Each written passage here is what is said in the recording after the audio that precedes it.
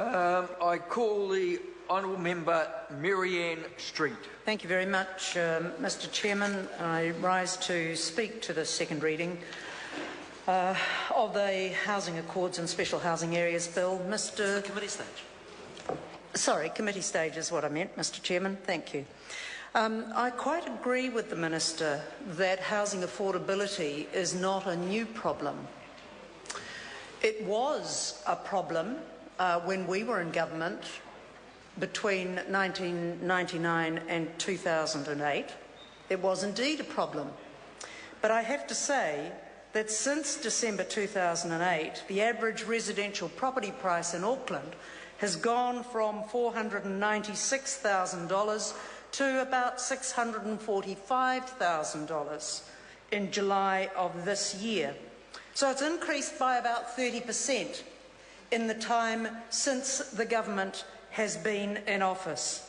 The average residential property price in Christchurch has increased by 25.6% since December 2008, when it was about $345,000, to $433,000 in July of this year. And on we go. We can see that while it is not a new problem, it is a worse problem. And we spent much of our 9 years in office, Mr Chairman, finding a menu of things, and again I agree with the Minister that this is not a single solution problem, spent that time in office devising a menu of options that we could put together that would address housing affordability. Mr Chairman,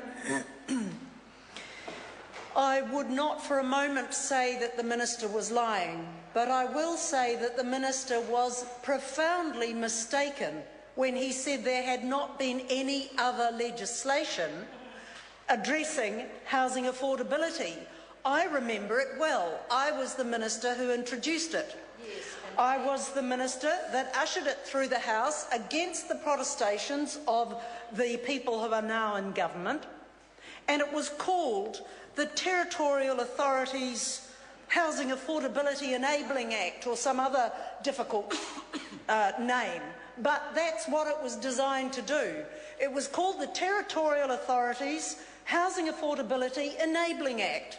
And one of the first pieces of legislation that this government repealed on coming into office was that piece of legislation, rapidly followed by abolishing our shared equity program, which was another way in the menu of things, menu of solutions that we had devised to help particularly young people get into their first home. Mr Chairman, the Minister said in his peroration earlier that there had been no previous legislation. Because he said it loudly and got red in the face about it does not make the Minister right. He was completely wrong on that score. So I just want to set that record straight to begin with. Secondly, I would be inclined to support this, Mr Chairman, if it did anything.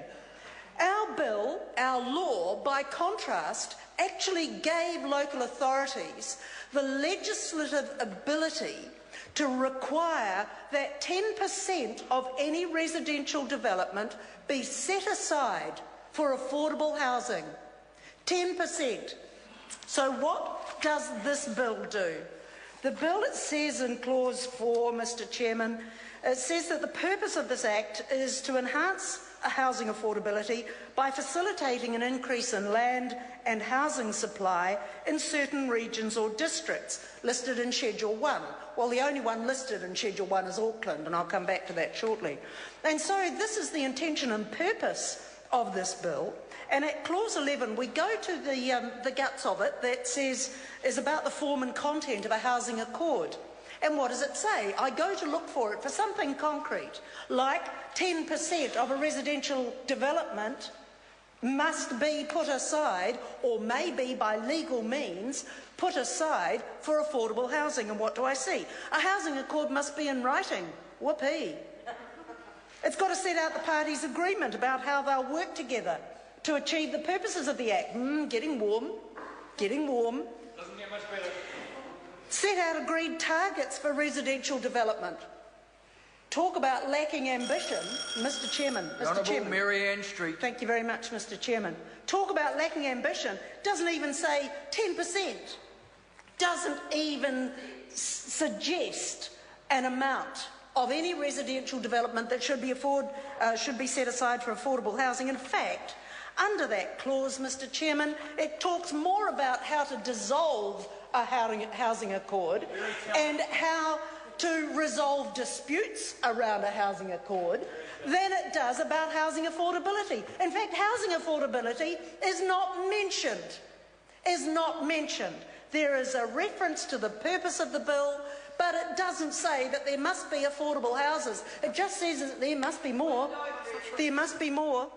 There must be more, and, you know, we'll work that out between us. This is more flim-flam than you can... I was going to say shake a stick at. It sounded a bit colloquial for the House, but it's more flim-flam than you can shake a stick at, as my colleague Annette King says.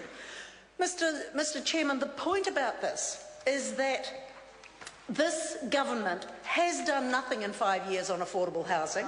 If this is one of their great pieces of strategy to address housing affordability, which is chronic and has become worse under their government, then I am sorry about it. It is pathetic. It doesn't specify housing affordability in any of the housing accord clauses. The things that our government did, just to refresh the minister's memory, we brought in the welcome home loans, which this government has chosen to keep. Yes, because it was very difficult for them to repeal it.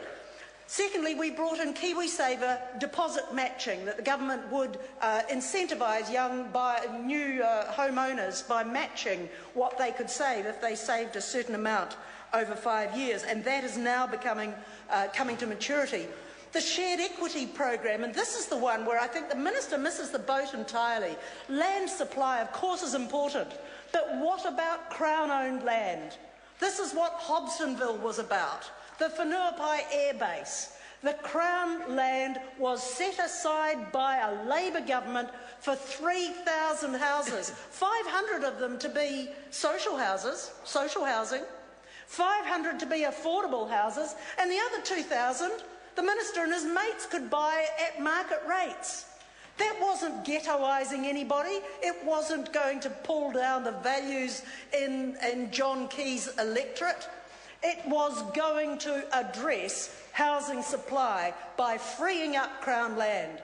And one of the other things that was important in freeing up Crown land by a government that cared enough to do it, we could couple that with a shared equity arrangement and say government can own the land, the new home buyer can buy the house, and then it becomes entirely possible for young first home buyers to get a foot on the ladder. They can buy the house, the Crown keeps the value of the land. They can either buy the Crown out over time, this was our plan, or they can on-sell the house, and whatever profit they make from that can then go into buying their next property. Freeing up Crown land is not something we hear this minister talking about. He talks a lot about land supply, and in the National Party's terms, that simply means urban sprawl. And urban sprawl is not the only way to address housing affordability. In fact, it is the least efficient way to deal with housing affordability. Higher density is much more sensible than moving metropolitan urban limits and just creating sprawl and setting people up in houses where they have no access to amenities or transport nodes or anything of that kind. The other thing I want to say very briefly, Mr. Chairman, is that Schedule 1 only applies to Auckland. People in Wellington, Christchurch, in the minister's own electorate of Nelson and Queenstown live in the most unaffordable parts of the country. In fact, Tauranga is now up there amongst the top half dozen least affordable places to buy a house. And so this, if it is going to be one of the panaceas for housing affordability that the minister says it should be expanded. Not only should it have some real teeth to it, but it should be expanded to all of those areas which have high housing costs. This does not even touch the surface. Mr. Chairman. Thank you, Mr. Chair. Mr. Chairman. I call the Honourable Nick Smith. Mr. Chairman, I'm just going to cover very quick